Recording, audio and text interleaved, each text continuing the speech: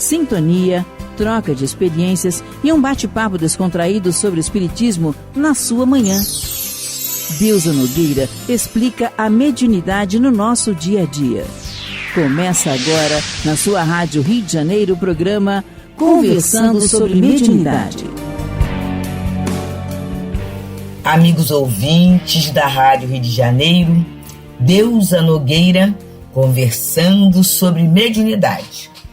E vamos dar continuidade ao estudo da obra No Mundo da Mediunidade. É uma obra do espírito Odilon Fernandes, através da mediunidade de Carlos Bacelli. Nesta obra, nós encontramos as advertências, o aconselhamento, as orientações de Paulo, o apóstolo Paulo de Tarso, a Timóteo, que ele considera como um filho muito querido. E, nesse momento, nós estamos na segunda carta de Paulo a Timóteo, capítulo 3, versículo 15, em que ele fala assim: e que desde a infância sabes as sagradas letras, que podem tornar-te sábio para a salvação pela fé em Jesus Cristo. E aí o título da página é Médium, ser ou não ser? E ele começa assim. Neste trecho de sua carta, Paulo lembra a Timóteo que desde a infância o jovem discípulo havia sido orientado nas sagradas letras e que, consequentemente, a sua responsabilidade era maior. Bem, amigos, eu não venho de evangelização infantil, não, mas eu venho de mocidade espírita. É uma orientação, é uma responsabilidade muito grande, porque desde a mocidade a gente vem conhecendo sobre imortalidade, sobre comunicação entre os espíritos, sobre Jesus. Então, tudo isso nos dá um patrimônio de resoluções, né? Agora, quanto a usar ou não é outra questão. Mas o material, ele chega até nós de uma forma límpida, de uma forma lúcida, não é? De uma forma acessível. Então, a responsabilidade é grande. Eu sempre falo, né? Com os amigos, que muita coisa, muitos atos eu não fiz, não era porque eu era virtuosa, não, porque eu não tinha tempo. Estudando numa escola com média alta, né? Uma escola pública de excelência com média alta, e tendo a frequência mocidade, como é que eu agradeço a Deus, gente, pela disciplina. A frequência mocidade e a frequência das atividades que a mocidade estava. O voluntariado da limpeza da casa, no ajudar na cantina, tudo isso fez com que a gente tivesse que se organizar para no dia do trabalho, né, no dia da tarefa, estar ali na casa. E isso fez com que a gente formasse um grupo de amigos e não deu tempo para muitas das questões que eram comuns naquele momento social. Então, amigos, a gente chega à fase adulta e a gente agradece, né, pela preservação. Imaginemos nós, jovem, década de 60, muitas ofertas, muitas questões sendo discutidas ali, sendo vivenciadas, né? E aí a Casa Espírita, assim, não é que nos isolasse, mas nos apresentou uma outra possibilidade de uma juventude feliz. Tanto que até hoje nós somos amigos. Alguns de nós se frequenta, né? Nos encontramos, e quando nos encontramos é como se nunca tivéssemos nos separado. Então, tudo isso foi uma bênção, uma opção que nós tivemos na nossa vida, né? E passando por quê? Pelo conhecimento da doutrina, porque o jovem estudava naquele momento. Era muito interessante que depois de começar as dinâmicas, mas era assim, pergunta e resposta ao Livro dos Espíritos e o estudo texto do Evangelho. A gente estudava o Evangelho e o Livro dos Espíritos. E a pergunta e resposta, indo e voltando, e explicando a lição. A reunião era aberta com páginas da coleção Fonte Viva, que era aberto e comentado, né? E nós tínhamos acesso, eu hoje até falava sobre isso, aos romances de Emmanuel, às obras de Irmão X, às obras de Neio Lúcio, e era essa, a Desvio da Gama, né? Era essa literatura que a gente ia tendo, isso vai ajudando, e mais teatro, e mais coral. Então a gente foi tendo assim, um fortalecimento, uma lembrança agradável dos compromissos que nós tínhamos diante da vida e diante da espiritualidade, né? Então, o compromisso é grande. E quando Paulo lembra a Timóteo isso, é porque ele, desde cedinho, ele conheceu. Então, assim, não esquece não, você conheceu. E em alguns de nós, já na fase adulta, há uma reclamação, né? A gente percebe isso, né? Ah, mas será que eu não posso nem faltar um diazinho? Como se fosse algo para o outro. Como se estivéssemos fazendo algo para o outro. Quando, na verdade, assim, eu posso faltar o que eu quiser. Eu posso fazer o que eu quiser, porque eu tenho livre-arbítrio, né? Mas, assim, quando eu estiver numa atividade, na atividade mediúnica, na atividade do centro, que eu pense no bem que estou fazendo para mim mesmo. E isso, meus amigos, tem que haver o conhecimento, tem que haver a compreensão, porque se não tiver o conhecimento e a compreensão, a gente cai ou no fanatismo, ou na negação de tudo, na revolta. A gente vai entrar num ritual, numa superstição, né? Eu não fui ao centro, aí não deu certo, e a gente vai continuar com a visão materialista, mesmo dentro do trabalho espírita. Então, o conhecer as letras, o aprofundar-se no estudo, o procurar trocar o conhecimento é importantíssimo para a nossa saúde moral, nossa saúde mental, né? Nosso bem-estar diante da vida, né? Nós somos médios 24 horas por dia, mas a gente não está 24 horas por dia no centro. Temos as atividades domésticas, profissionais, atividade de lazer, temos o conteúdo todo, né, da vida para gerenciar.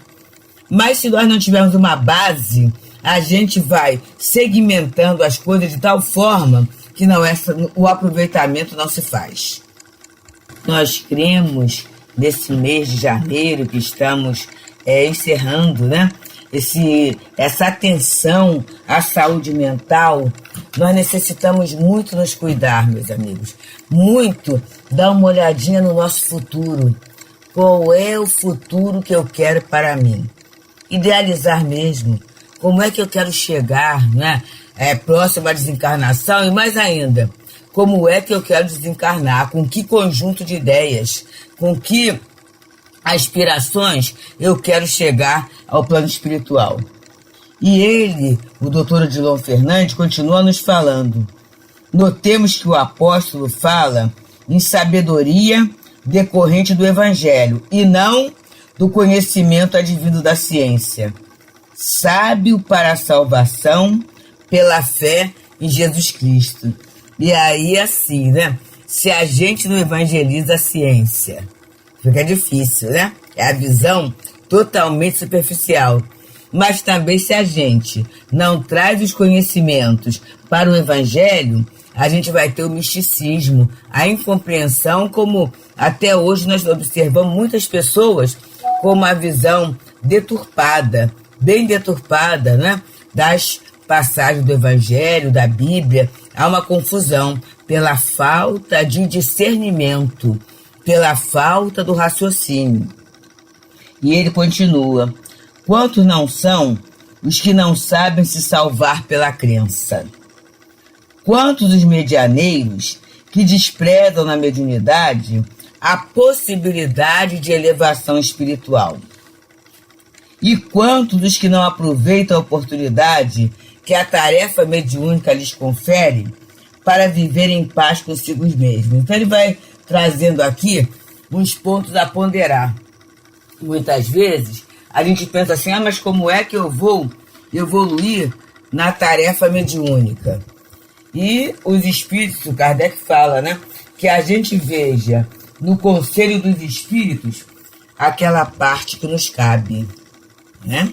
Porque às vezes a gente acha que é médium só para o outro. E a gente não tira o conselho pra gente. A gente não tira o aproveitamento. A gente não aproveita aquelas horas em que se está no trabalho mediúnico para observar o quanto se recebe. Não é interesse, não. É constatação.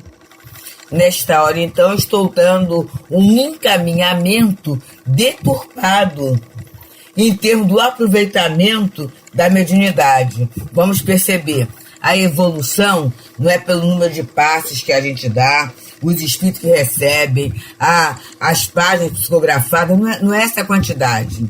É o quanto aquilo me qualifica, o quanto aquilo me ajuda a pensar, o quanto eu começo a ter o cajado da humildade, percebendo as minhas necessidades através do contato com os espíritos, a possibilidade de contato com o meu próximo, o sentimento de gratidão que advém aí. Então, tudo isso, né? E o cuidado, o carinho que Jesus, que a misericórdia divina está tendo comigo, pela bênção da mediunidade. Isso vai me dar uma paz. Isso vai tirar aquela agonia, daquela culpa. Eu não sou perfeito ainda, mas eu estou crescendo. E o trabalho é o fator de crescimento para todos nós. E continua Odilon Fernandes a nos falar. A condição mediúnica por si só nada significa. Ser ou não ser médium é uma questão de somenos. O problema é de direcionamento. E observa, para dirigir, eu tenho que aprender. Ninguém nasce dirigindo, né? Eu posso ter uma maior ou menor facilidade, mas tem todo um aprendizado que eu preciso prezar, que eu preciso selar, que eu preciso cuidar. E é essa a posição que a Casa Espírita nos oferece. Eu sei que tem companheiros que reclamam, nas casas em geral, né? Aqui no Teresa d'Ávila também. Mas quer dizer que eu, como médium, eu tenho que estudar? Assistir reunião pública, participar de uma tarefa assistencial ou de uma tarefa dentro da casa? Não é tem que, eu posso. Eu posso aproveitar para me enriquecer já que a Casa Espírita surgiu no meu caminho. Eu posso aproveitar para distribuir aquilo que eu tiver de melhor. Eu posso aproveitar para receber do outro, consentir essa recepção daquilo que é melhor. Então a Casa Espírita, ela vai oportunizar isso. Através das inúmeras tarefas, através dos inúmeros contatos, né? São oportunidades que eu tenho. E esse contato, essa oportunidade, essa escolha vai permitir que eu tenha um direcionamento mais saudável dentro do trabalho, né? Dentro da minha vida pessoal. Eu gosto muito de falar isso com os companheiros, meus amigos. A gente não é médio só na Casa Espírita e a gente não está só na Casa Espírita. Mas como, e eu falo particularmente, como eu aprendi a organizar o meu tempo graças à doutrina espírita. Eu aprendi a ter uma vida profissional com responsabilidade da melhor forma possível. É claro que a família ensina. Mas esse olhar de gratidão, esse olhar de possibilidade, de crescimento, através da profissão, através do bem fazer, através de lavar uma louça bem lavada, através do cuidado que a gente possa ter com as pessoas que vivem conosco, esta visão é a da doutrina espírita. Uma visão superior, mesmo nas coisas mais simples. E aí a gente tem um aproveitamento, a experiência, a gente consegue viver em paz com a gente mesmo. E continua Dr. Odilon Fernandes nessa lição 30, na 30ª lição do livro No Mundo da Mediunidade, através do Carlos Bacelli, cujo título é Médium, Ser ou Não Ser.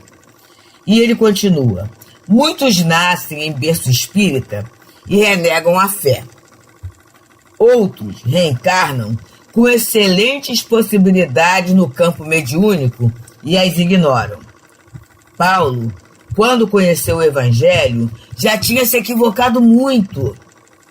Nesse sentido, ele recorda a Timóteo os privilégios do jovem companheiro que, desde os primeiros dias, recebera de sua mãe e de sua avó, Eunice e Lloyd, segura a formação espiritual. E essa é a realidade. Quantos companheiros chegam à casa espírita muito sofridos, né? Depois de andarem muito, procurarem muito, serem enganados, né? Entrarem em complicações para, a partir dali, serem orientados, entender o que é mediunidade, entender o que é trabalho e conhecer Jesus de uma forma mais direta.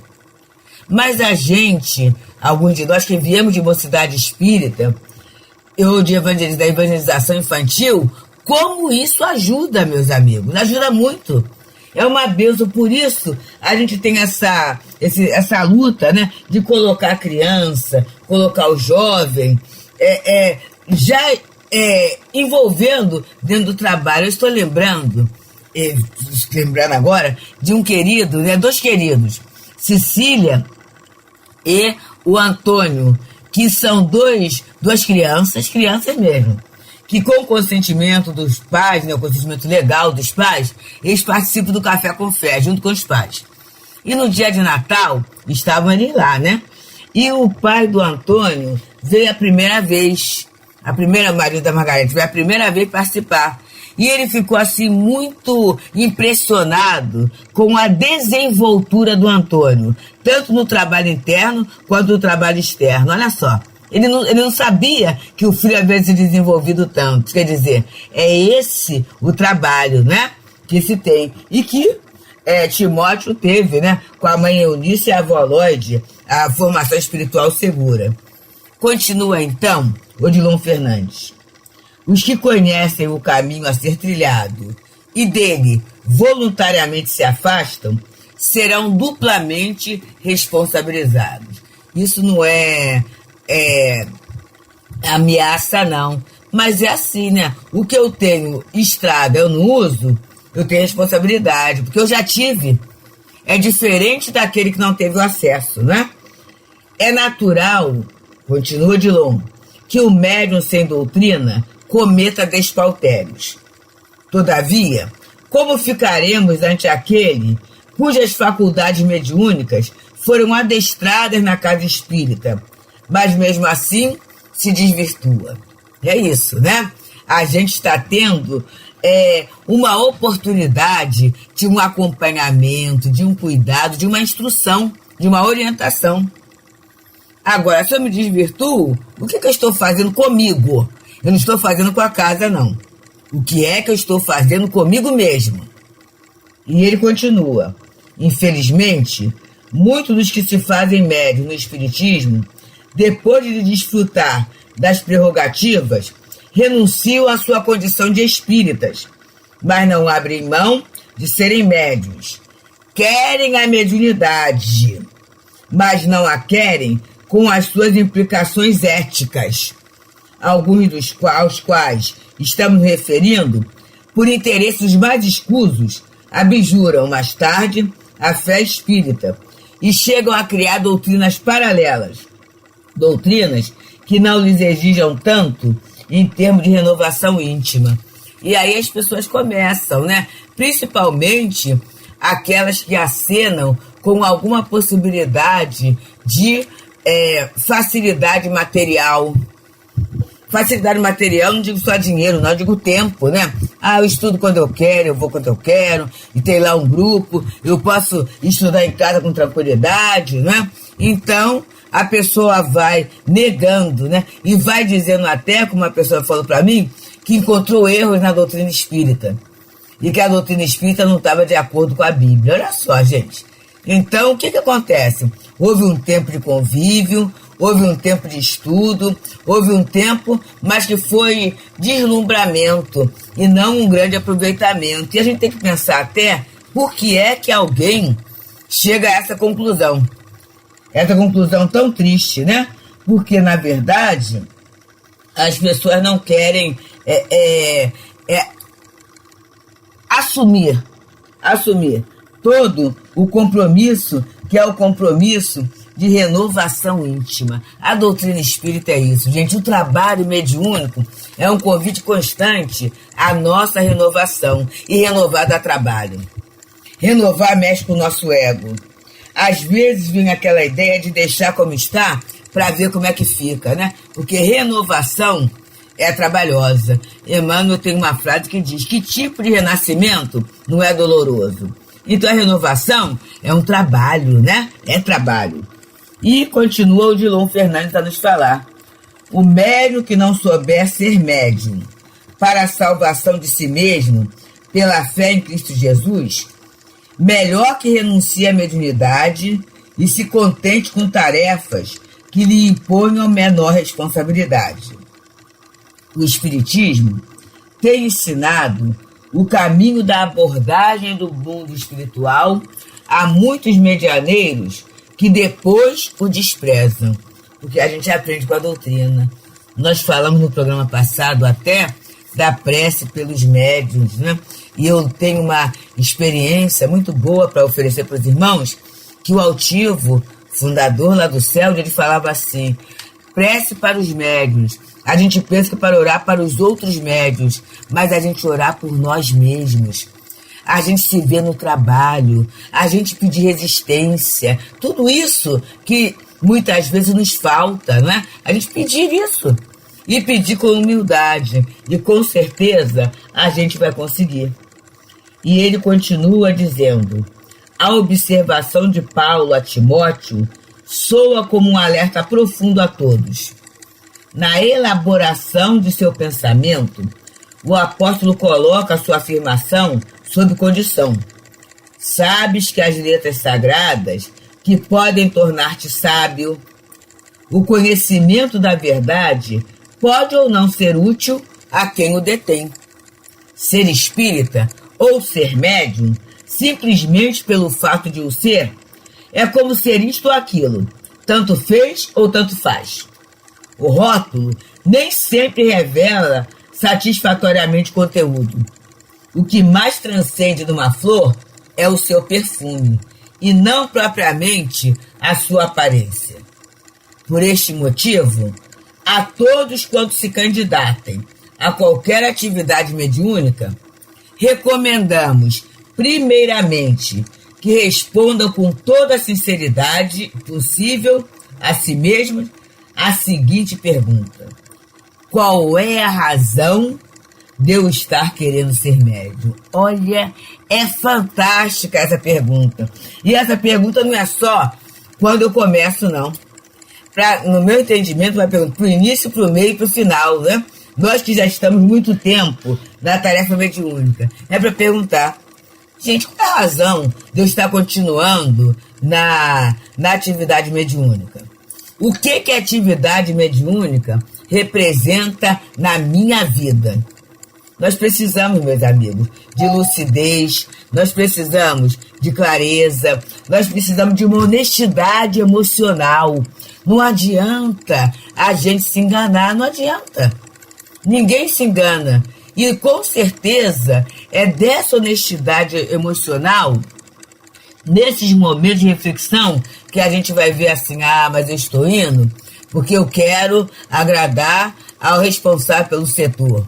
Ah, mas eu estou indo porque eu quero estar junto com os amigos. Ah, mas eu estou indo e aí eu vou ver que tudo isso pode ser um fato relevante, mas não é o principal.